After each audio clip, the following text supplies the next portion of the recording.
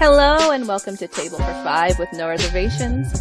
Take a seat at the table for a fresh, sweet, salty, tart, and pleasantly bitter conversation. Thank you for taking a seat at the table. Tonight we are talking about friendships after having children, how that changes over time, what it looks like for us now. Tonight I have Rachel. Hey. Jamie. Hello. Jen. Hi. Kim. Hello. And myself, Tabitha. Tonight we are going to start out with Rachel Flanagan, who's going to talk about friendships. Holy moly. Friendships are another, these have been some relationships we're talking about. It's big stuff. I think I've mentioned recently that we are like 2 years or 3 years into acknowledging that we are a special needs family. And I'll say, go back to last week where I think I mentioned our stress response has been a lot of withdrawal. And I think it's natural when some isolation comes into play in lives like ours. For us, it's been no different. We really have been lucky in having some long friendships, Billy and I together. We often have found friendships at work. I think we just sort of dove right in to our career paths for so long.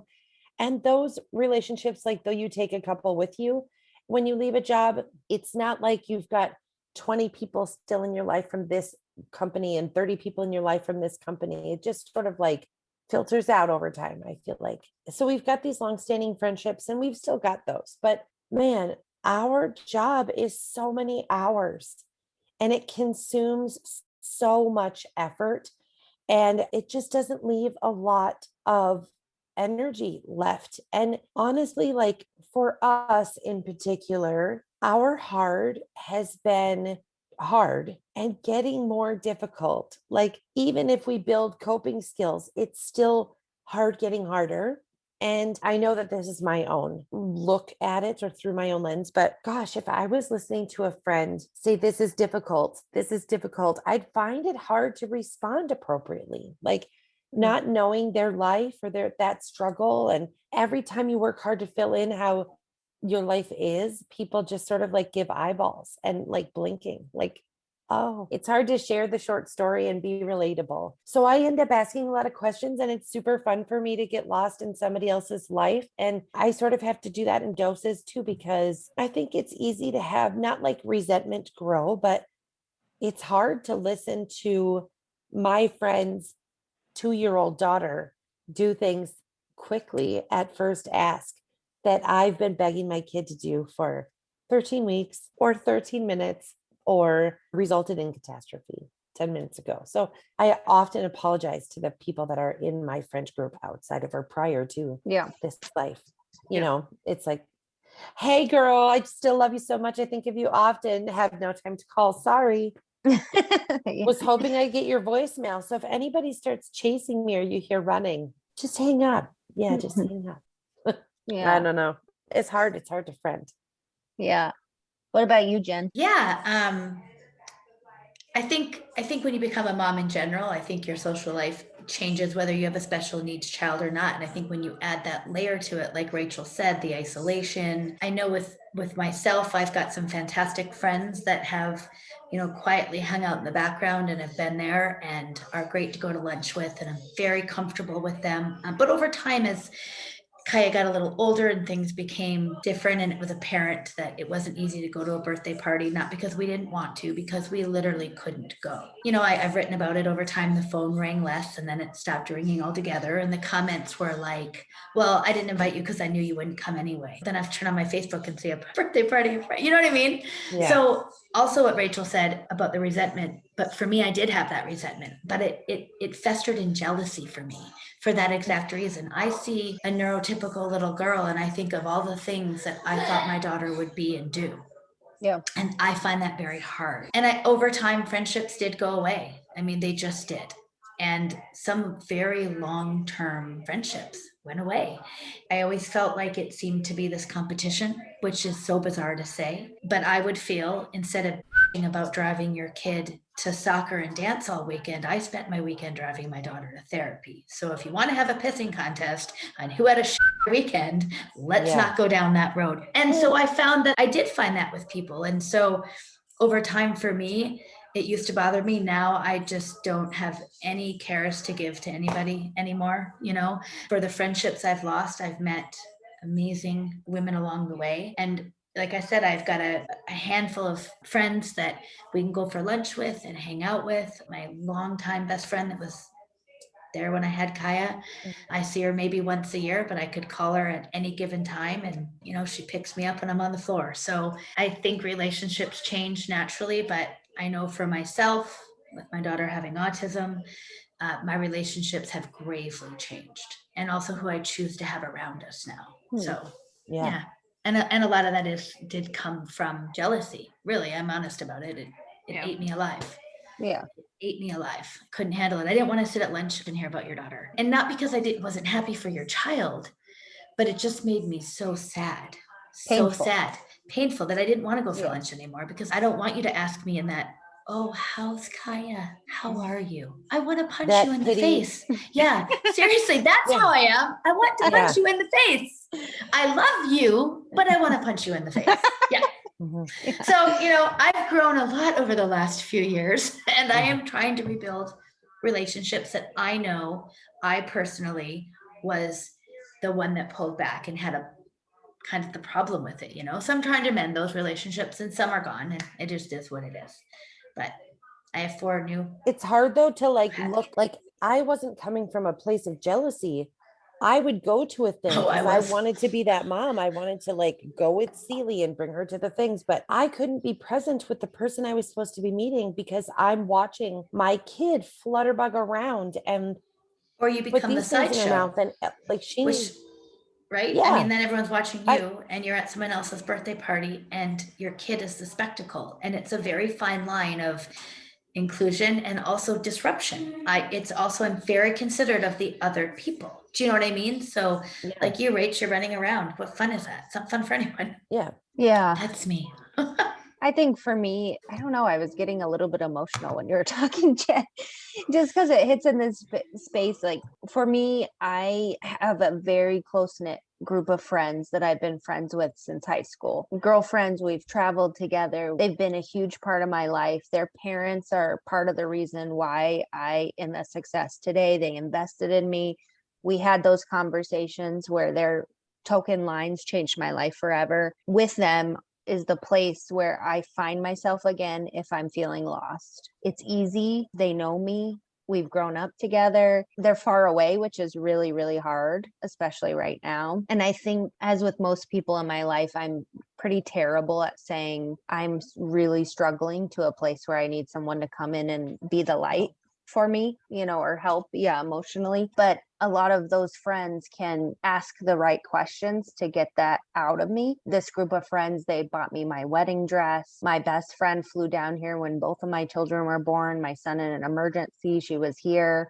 So the foundation of my friendships with them hasn't changed for me because they are just there rooting me on and trying to learn and wanting to understand and loving my kids as much as I love their kids. It's hard to explain to people our life. We talk about that all the time. You can't tell every single detail until someone's there in your space watching it. So I think that portion of it has been hard for me because I don't have the energy to really dig deep into the hard and to dig deep into this is what's going on right now or why I'm feeling this pain. So I have to muster the energy. And a lot of times those calls are hour and a half long of just laying it out on the table and in a good way. I mean, it really helps me feel better and brings me to a place where I can find myself. But I have found I had a lot of trouble with building mom relationships, period, because we couldn't go to the library music class and we couldn't go to the swim lessons the way that everyone else does, or sports, or the baby classes were probably a little bit better, but I had a hard time making mom friends in the beginning, and especially when I had Nora and Nixon. So it felt very lonely, I think, at that time for me. And friends come and go, I have a lot of people in Phoenix that are my friends that, we've been here 10 years now. And I went to law school here and I built fantastic relationships. My old law partner was from law school, but they're all professionals, so there's not time. Like it's always in a window generally of time. Like here's 2 hours space or whatever. We do have a couple really close friends. One friend specifically who lives here, Natalie, who helps us, loves our kids, helps us with our kids all the time. She comes over to watch our kids and just spoils them. And she kept Nixon for 5 days when we had Nora, overnight, like just fantastic. I don't know what we would do without her here. So I think we have a lot of people who are trying to learn. Mainly my friendships, I think, are hard for me because I am fried with being able to explain the emotions of everything. And so then I kind of detach or like go silent for a while. I don't think you can, Tabs. Like, I think unless, and I've said this, unless you actually have this life, I don't even think you can explain it. Yeah. And the just true emotions of it. And the emotions of diagnosis and the emotions of developmental preschool and therapy and working and the late night worry and, not being able to sleep. Yeah. That you're just worrying about whatever. And, I think too, sometimes people mean well when they say things to you. And at the time, depending on how you're feeling, it comes off as like an attack, not because of them, but because of how you're processing things in the moment. And you just cannot take that thing, like everything's going to be okay, or you're a great mom. Those things are great to hear, but sometimes you don't feel that way. And it's like, I can't hear that right now. Thank you so much. I love you, but I just can't hear that right now. So it is a very interesting dynamic, I think, to keep relationships, especially newer ones. I think ones that you've had over a long period of time, at least for me, are easier for me to maintain because they know who I am and they know that it's not about them. And they don't take it personally, which is helpful. I think that's kind of my space. What about you, Jamie? Thinking about friends, I think about how you have like different sets of friends. Yeah. Like when we had our baby, we had our mutual friends, our first baby, Jesse, which were all pretty much from college. We were the first to kind of have kids out of that group. I think I talked about in the last episode and before how I just kind of thought we'd have a baby and bring the baby along with us. And I remember doing that like once or twice. I actually remember going to a sushi restaurant with Jesse when he was like 1.5 and he like surprisingly did okay. And like those moments stick out so well because I thought we'd be doing that all the time. And I think I felt guilty. Like I felt like when we stopped talking as much and coming around and checking on everyone as much, and we did graduate school in this time. So people like went off in different directions, but some were still local. And they probably think that we've like moved on and we're like hanging out with other parents and our kids are playing together. And it's like, no, that's not happening. Like I'm alone in a room crying, like trying to figure out what the hell is going on. And very recently we've like started hanging out with some of them. I say that I think we like once the last 2 years we've had like a little barbecue. Some of them stopped by for Amelie's birthday party that we recently had, which was so nice. They're still single dudes, like living the life. The princess party. Hello, did I hear single dudes? Did I just hear single dudes? I'll give them your number, Jen. Thanks, Jim. The Appreciate it. Like Tabs, I have 2 really good friends from high school that we've always been friends and we always like check in, every so often, like once a year or something. And it's like back to old times. Like we can talk about stuff, we can catch about old people, we can talk about new stuff. And we all kind of started having babies around the same time. So I still actually talk to those 2 a lot. We Marco Polo back and forth a lot, which is nice. But it's running into that same thing you guys were talking about, like the jealousy, oh, my kid can't do that. I mean, even recently they were talking about having their kids in all these programs and all that stuff. And I'm like, oh, I can't do that, and it just, I don't know, it sucks in some ways, but now I have Amelie who's more typical. And I even see things that I'm like, oh my gosh, this is why you don't understand. I'm learning more why people don't get what I'm saying, because literally I can tell her to say something and she just says it. Like, or I could be like, don't do that. And she stops. Like totally different worlds. I'm like, oh, this is why they don't get it. Their kid isn't trying to run into the street. Yeah. their kid might chase a ball that's going in the street, but their kid's not purposely trying to run in the street. So having a typical child has helped me understand that more. But it's still hard because it's so different and you can't really describe why. A lot of my relationships that work now are over the internet, like you ladies, my friends who I do talk over Marco Polo with. And I think as a mom in general, it's hard to fit in friendships, but it's just easier when it's like, okay, pop on this group call if you can. Or with my other friends, like, I'll send you a video message. You reply with yours when you have time to do so. Having like a close, active relationship is not really happening in my life right now. I don't get to go out a lot, go on friendship dates, it's just how it is. And the idea of making new mom friends is just funny. I think now it's easier. And now that I've met ladies like you who are special needs moms, we can relate on a different level. And it's something I don't have to work as hard for, but definitely, when all the other moms were meeting up in the preschool drop-off line, there was no way. I was holding on to my kid, trying to patiently make him wait. And then I got to the point where I just waited in my car until right before, and then I would drop him off. Play dates never could happen. I had a friend of my sister, but she had kids around the same time, and she would invite me and Jesse out. She'd be like, let's go to the museum. We both have museum passes. And it's like, I take him to the museum, but it's really hard for me to go with someone else. Because the whole time I'm explaining, I'm not going to be able to chit chat with you and hang out with you. I'm going to be holding on to my kid.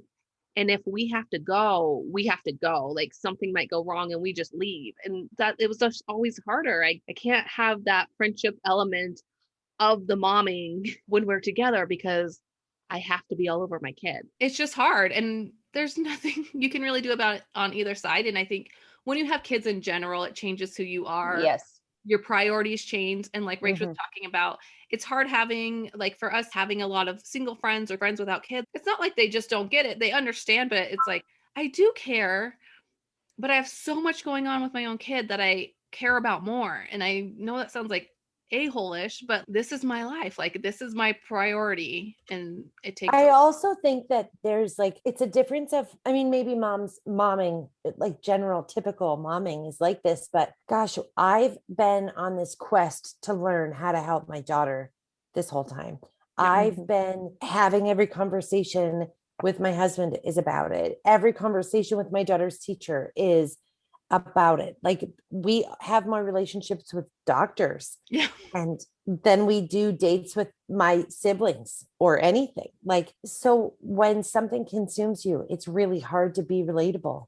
Like you talk to a doctor more. Yeah. My friend that was with me when I had Kaya was also with me when she was diagnosed. So we've gone through some pivotal friendship, life moving moments, but and like Jamie said, the moms, I tried to do the mom thing in kindergarten. And as it just got more and more apparent that my kid was different, I had nothing to talk to I had nothing to talk to those moms about in the morning. And I found myself, God forbid one of them say tired. Right. So you want to just claw that lady out. But like, it really literally felt like I was standing outside the circle all of a sudden. Does that make sense? Yeah. Like I wasn't in the mom circle anymore. I was on the outside. In general, when there's a group of friends and there's someone on the outside, people usually judge that person on the outside. And you just don't like, I remember Jesse, we tried to put him in soccer, like a soccer practice thing. And all the parents just sat on the side and I'm like in there with them. And I know they probably think I'm a helicopter parent. They're probably like, what's with this kid? Why is this mom like physically going in there and redirecting him all the time?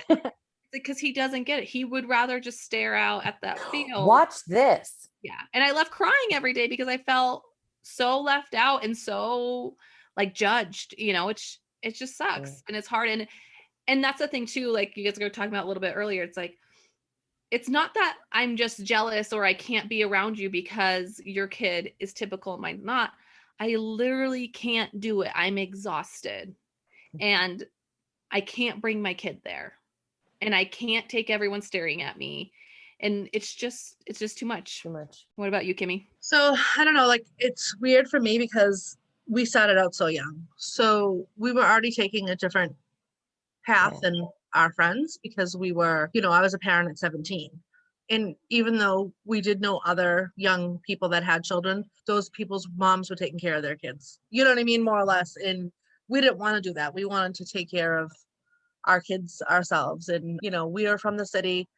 There was like a lot of drinking and a lot of partying, a lot of that type of stuff that everybody was doing. And we were like, we were veering away from that. You know, I had already veered away from that when I was pregnant. You know, I was just trying to finish school, and my husband was working, and we end up trying to save for a house. And it was like he was my friend. I know that sounds weird, but like in his sister, I was really close to his It sister. She was like doesn't my at all. friend. And then like his mom was my friend. I got what you would get from your friends from other people that were more kind of in our family than outside of our family. It's not like I didn't have friends, but it was so different. And then we moved away. We bought a house, but we were working. He was working 2 jobs. I was going to school and working. We had my son, and then we had my daughter. So, I mean, there really wasn't any time to like, you know, if we were to do something, we might like go to dinner or go to the movies with just me and him. Like, and we just weren't interested in what our friends were interested in anymore. Like, we just became different people. And we moved to the suburbs, which if you grew up in the city, like, I mean, it might as well have been 100 miles away because Yeah. it's so, when you live in the city, like everything is so centered around that. Like it's so different, you know, even going a few towns away seems weird when you're like a city kid. So we were kind of far away. And I did have a couple of friends that I would talk to, but I had one kind of good friend that got really upset when I couldn't come to like a function that was important to her, but I just couldn't do it. I had Alyssa. She was a nightmare. I hate to say it, but it's true. Like I couldn't, it was in a function hall. It was far away. There was just no way I could do it. It wasn't that I didn't want to, you know, but I couldn't do it. No, we didn't have a falling out or anything, but it was just like, then that thing was there. And it's like the same thing, like, you know, just the typical things were just so hard to do. And then everything in this life takes so much out of you. You Yeah. have nothing left to give. You know, you Yep. have nothing left to give. And I can't just run out and go get coffee when, you know, when the kids get on the bus. Some of the moms would do that, or run over someone's house for a glass of wine. Like our life's just not built that way. The way it was for us is my husband was gone a lot because I had to be home. I had to be home with the kids. I had to get Alyssa to school and get her to therapies or, you know, whatever we were doing at the time. And in order for us to make that work, he had to work 2-3 jobs. So, I mean, I couldn't get a babysitter for her. Like nobody could, and nobody even understood autism at this time or even knew what it was. So it was like, and I was so much younger than the other moms that I had that. That put me out more than even Isolating. having the child with autism because, you know, I was so much younger than these moms. So it was like, They're like, she doesn't know what she's doing. yeah, well, you know, and then I had this child who, you know, I think obviously at first we didn't know she had autism, but like as it was developing, you know, she was wild. And like I couldn't talk at the soccer field. You know what I mean? I had to like have an eyeball on her. Like, and if I didn't, there was sometimes grave consequences because, you know, she could go after somebody, she could run. Like I didn't really have anything left for me. The longer that went on, the less I desired the friendships. Like it was just something that didn't seem to fit in for me. And we had a lot of family around. So I think because of that, it wasn't like I didn't have anyone to talk to. And the family kind of could relate to our life and they understood Alyssa and they understood the challenges. Things were still hard sometimes, but you know, I mean, we did have some friends that we stayed in contact with that would come up for like cookouts and, you know, stuff like that, but not like the day to day. You have you know. events friends, not Tuesday friends. Yeah, like not like the people that you're gonna call and like have the heart to heart with, but I had already kind of disbanded with my group of friends because they were just going a different path than what I was doing even prior to becoming pregnant. And there was just no time to make new friends. Like there was just, I would be friendly with people. Like everybody knows I'm a talker. Mhm. You know, I was never somewhere that I couldn't find someone to chat it up with, but it never really went further than that. You know, like if I would go to the pond all the time, I would talk to some of the people there, but it never really went beyond those type of like superficial kind of acquaintances, not friendships that I would go, you know, shopping with and do that stuff. Like that it just didn't really seem to fit into. You don't have the time, you don't have the energy, you know, it's just I just bring Alyssa to somebody's house. I mean, I did it once. She attacked their kid. We didn't get invited again. That's it. So Yeah, it's I was just recently talking to a friend of mine here, and I didn't mean to say this like in a mean way, but I was just like, there's very few friends here in Phoenix who really know my children because we haven't brought them places because well, the pandemic didn't help in that situation, yeah. but you know what I mean? Like if I were back home in Montana, my kids would be at the barbecue. People would accommodate our situations. It's not that my friends here don't do that. And I do have a set of friends that are moms that have older kids that are willing to learn about my kids. It's just the nature of like putting the energy in, not necessarily for them, but also for me. Like my closest friend here from law school invited us to Thanksgiving a couple years in a row, and it started at 6 p.m. The last year we went, it was kind of like, and she's really good and her family's good, but her house is set up for an adult and it's 6 p.m. and my kids are like on the tail end of the day. You know, and I'm like, we're At like arrival. rushing through dinner, like there's a Christmas tree up, and you know, she's so sweet and invites us over to her house for holidays and stuff like that, which was amazing. But for me, it's like knowing walking into that situation that there's going to be things that could immediately go into a disaster. Yeah. Like Mhm. there's cups on the shelves, there's you Oh, know, like God, just no. things that are like, I don't like It's going like to people's pe- houses. And it's like people Mhm. say they don't care, but like you can see in their face that they're like, what's happening? I care. Drives me nuts. Like Yeah. kid or not, like just in general. But Yeah, I think I it's care like what too. you said, Tabitha. Yeah. It is really finding people that can accommodate our children. And in the beginning, I used to feel selfish requesting, saying, well, we can go, if you want to go for lunch, we can go, but it has to be this restaurant or that one, because that's the only place The she'll eat second they fries. open. Right? Yeah. Yeah. And we have to go Yeah. at 11.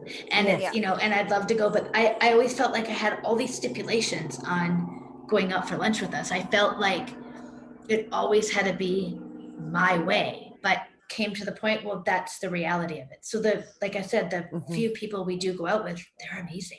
Kate, where are we going? Where does she, you know, we get my one friend, Terry Lynn, we go to a restaurant. She's like, can you turn the music down? Like, I mean, the second we walk in, she's I on love them it. to get the music down. I mean, they Mhm. just have it down to a fine science. Also, I think it depends on how these people teach their children to be with other kids. And so, you know, these people that I go out with, their children are so good with Kaya. They try to engage with Kaya and they don't care. It doesn't faze them how we are, what we have to do, if we have to leave, which thankfully with these people, that's not happened, you know, like she knows these kids, but it's about accommodating our kids. And Yeah. And I think sorry, like, go to a different restaurant with someone else. I mean, here's where we can go. And Yeah. what I was getting at is it's not them not trying to put in the effort for me. It's Mhm. that I can't extend what I would like to give them the opportunity to know my children, I guess. Right. You know, That's like the same as what I was trying to say. Like I take responsibility for not allowing people to get close to us as things have been shifting and changing. yeah. Because I feel like we're volatile Mhm. or whatever. And like Yeah. it takes too much time to tell you all Yeah. the things that need to change for me to come over.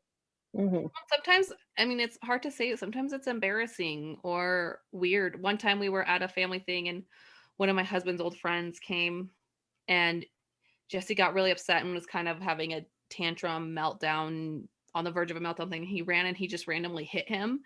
And it was so awkward. I like, and I have to explain to you why my kid hit you, but you're not going to understand because, you Yeah. know, it's just a weird thing. Like awkward conversations I don't want to have to like explain my kid to you. And I don't know how you're going to accept my kid either. So you might believe me and be nice and cool and helpful about it, or you might like judge me and totally reject me. And I'm putting my heart on the line when I do that because it's my kid. And Yeah. if you're gonna like give me a look like you're ridiculous or you need to like raise your kid better, I might punch you in the face. As See, it's a general theme. It just happens. Like my friend that was with us when Kaya was born and got her diagnosis, I vividly remember trying to go out for lunch with her and her 3 children. And we went to 3 restaurants before we could get Kaya in. And we bounced from one, loading her 3 kids out of the car. I always take my own car, by the way, because you gotta go. And by the way, people talking about taking their kids to restaurants, real quick tip for you, sidebar. Order and get the bill immediately, because if you gotta go, you gotta go. That's my tip for restaurants. yeah. But anyway, That's a good tip. we went 3 Also places. the 11 o'clock hour. Yeah, the 11 o'clock when they open and no one's there. It goes at 2 o'clock or no. Right? Yeah. I think too, like for me, it was kind of 2 things. One of the things was I wasn't around my husband. So like when he was home, I wanted to be with him. Do you know what I mean? I wasn't gonna seek out other people when he was home to take care of the kids because our time together was limited. The second thing is, like I kind of already mentioned, but I had my sister, I Mhm. had his sister, his Mhm. brother had a girlfriend who was this, they're married now, who's the same age. So I had his mom and my mom. And like, so between like all those people, like I had people to go places with. I had, people to come over the house with, and they all knew her. And they all, because they were at my house, all these people extended amounts of times for holidays, for birthday parties, for whatever we were doing, they knew how it was. They kind of knew the deal with her. It's just kind of with work. So I think because I got that need filled between those areas that I didn't really see, and you got to realize that this was such a different time back then as it is now, as far as people like having any understanding or like concept of, it would be like, what is autism? What does that mean? And she was so unpredictable and she was so hard. So it was, And it at least really, when she hurt like one of her cousins, it was kind of okay because it's like family, you know what I mean? yeah. So Well, and I think it really depends on your week too. Like if you've had a long week of navigating something new or something returns that you already dealt with, or you had an evaluation or whatever the case may be, by the end of the week, the idea of like packing a bag, making sure everything's in there, getting to the place, getting out of the car, staying at the place, there might be all kinds of things that go awry with that. Just sometimes is not possible. I'm just like, I can't. I can't. I really can't. But it's Or also that worthy of the feeling. effort. Yeah, but it's also that feeling like what Jamie said, or I think it was Jamie that said it, trying to explain it. Yeah. It's exhausting. Yeah. And again, it's not a pissing contest. Who is more tired? Right. I hate to say it, it's different tired because your kid will eventually sleep. Chances are mine is not going to. So it's just not the same. I'm always like, Mhm. it's like And having, their tired has access to a different kind of babysitters. yeah, like it's, so I personally shut down with my relationships other than a select few people. Yeah. And I've also gravitated towards special needs parents. And I think that's just because it's easier. Yeah.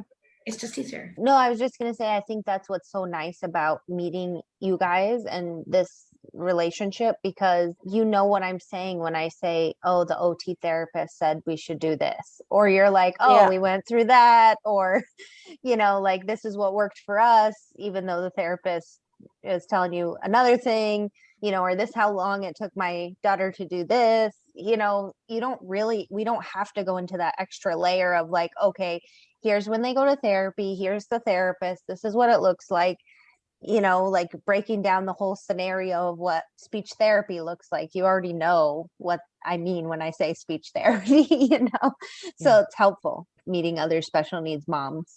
I was thinking, I probably wouldn't know what OT, I would have known what OT meant. Yeah, We right. had people What does that ask, mean? Yeah, what does that what's mean? her job then? Because we're Yeah. like, What's that? Kind of right on that too. It's like, it's great to talk to people about this stuff and explain this thing so they get your perspective and you get their perspective, blah, blah, blah. But we don't always have the time and energy for that, nor do they as parents. Like, Yeah. friendships often can come out of this like ease that like, oh, you just get me, I get you. And sometimes we have to work Yeah. harder for friendships. And I think in the special needs world, I think we all do that now because it's like, oh, your kid has CP. Tell me like what this process is like, but we have that baseline where we know. I was just thinking about like starting school and how when Jesse first entered the public school system, my getting into the public school system was completely different because it was all through early intervention. They kind of just plop them in there. You still have to fill out all the same registration paper, but they assign them to like a specific class where there's so many special needs kids and it's a different process. And explaining that to other parents, so like even now that we're going back into the public school system, like, well, I have to sign them up, make sure, a month in, we're gonna have an IEP meeting because his old IEP expired and we have to do this. And I have to talk to his speech therapist and his occupational therapist. And he's probably gonna have a psychiatrist assigned to him through the schools. Like they literally send out fill out a piece of paper, get another piece of paper or call a week before. This is the teacher you're assigned to. This is the room you're going to go in, drop off your kid. It's just completely different experiences that. And it's so hard explaining all of that every time. Like, yeah. I would Well, love to drop off my kid. Yeah. Well, and I think there's always this, like, if you say something like, oh, my son can't use a fork to eat. then there's always like, but he can do this from the other person. And you're like, okay, it's not really like offsetting that we don't have the skill because he can do something else. It's still hard and it's still painful in certain senses, depending on what we're talking about. There's no like teeter-totter of this takes away the feelings of this other Yeah. thing I'm trying to talk to you about, Yeah, which one doesn't negate the other. yeah, which isn't no fault to anyone, because you don't understand something until you've actually been through it yourself. And they're You trying to you be can't. nice. They're Yes, not and trying to defend your kid to whoever that third person is you're talking to, but you're like, well, don't defend my kid. Like, he doesn't need to be. It's such a fine line though. Do you know what I mean? Because it's like someone says something negative, then we're pissed too. yeah, So, right. Oh. It is. so it's Yeah. like, it's Yeah. like, there's really no, if I'm talking to Jen about something and she's like, oh, I'm sorry. Like, I'm sorry that's happening.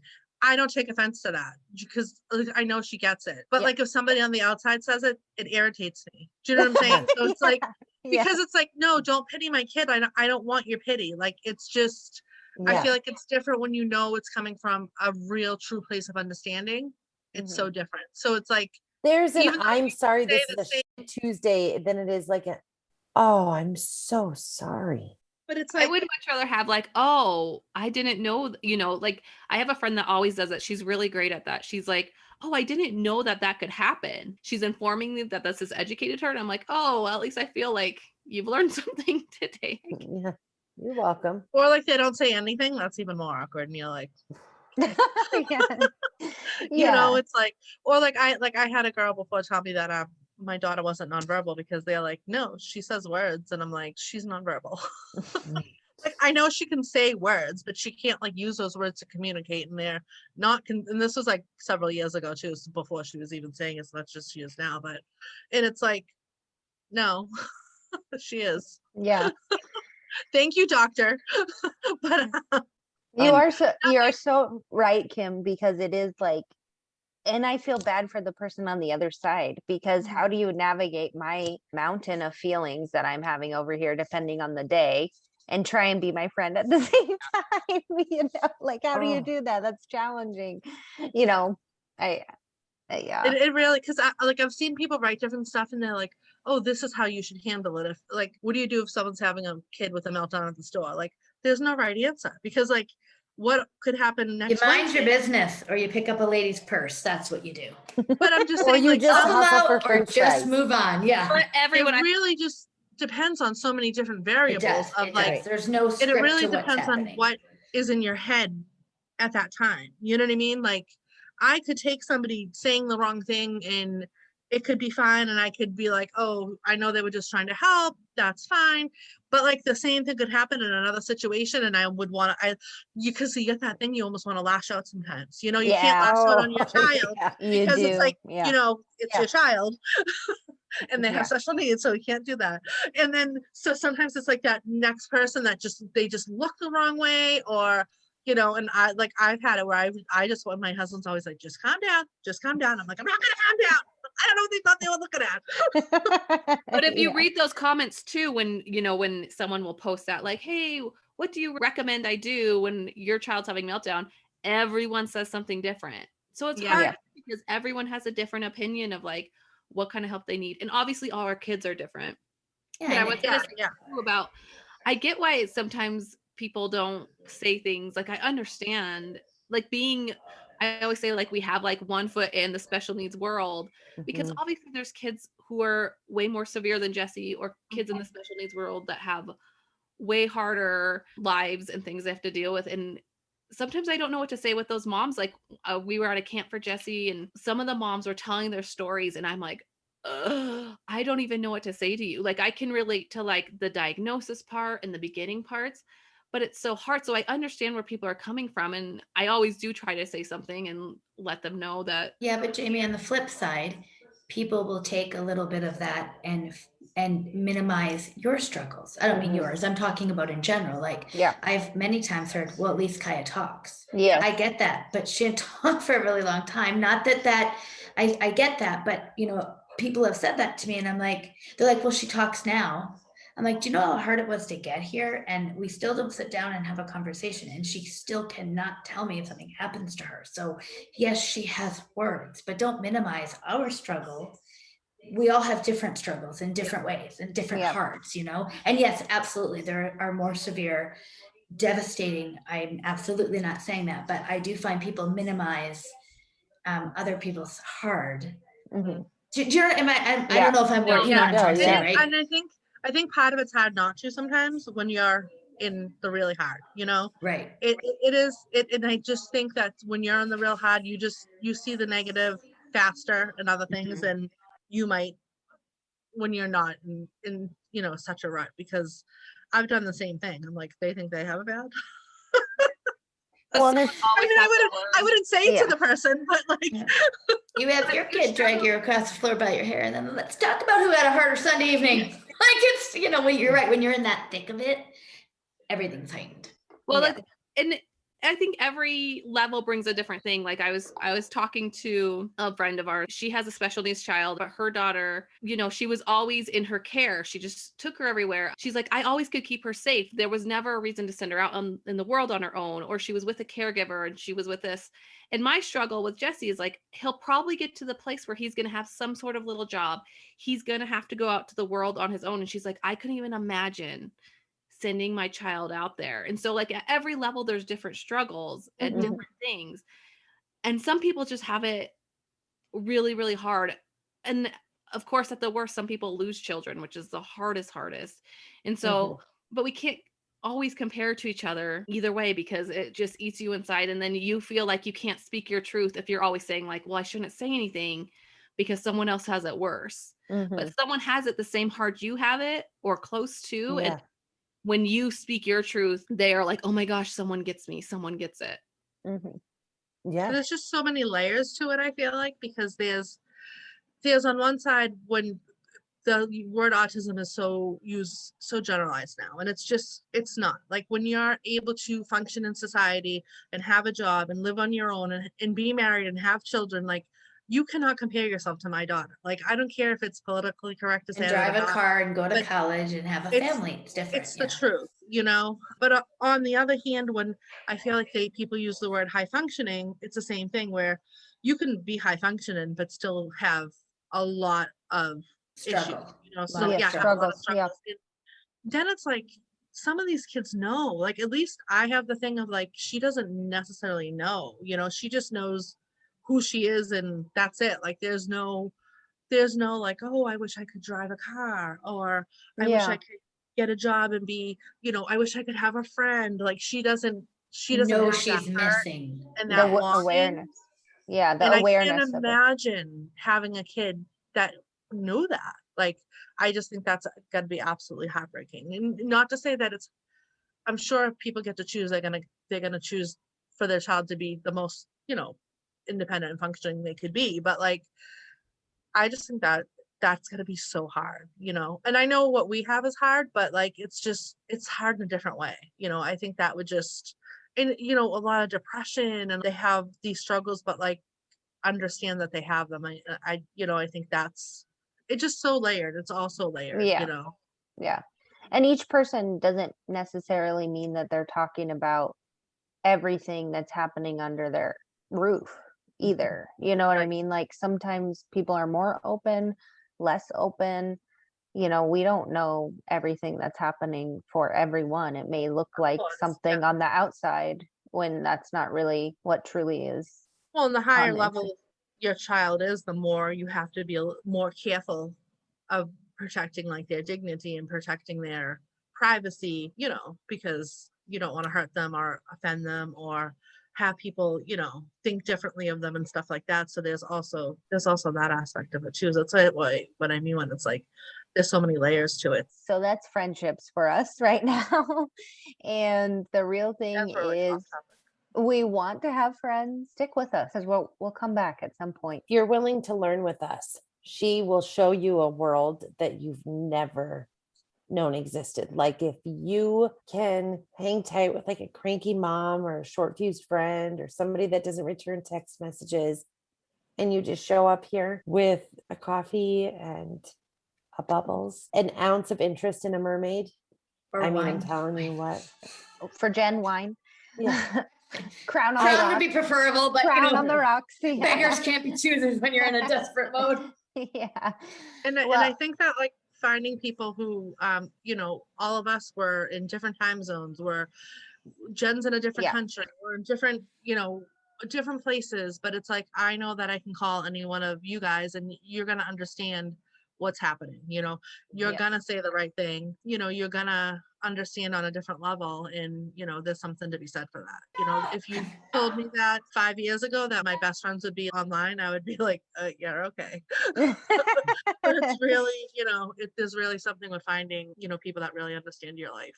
Yes. And thank you guys so much for your friendship. Oh, thank you for being a A friend. friend. I'm grateful for every one of you and so thankful that we found each other online. Yep. Yeah.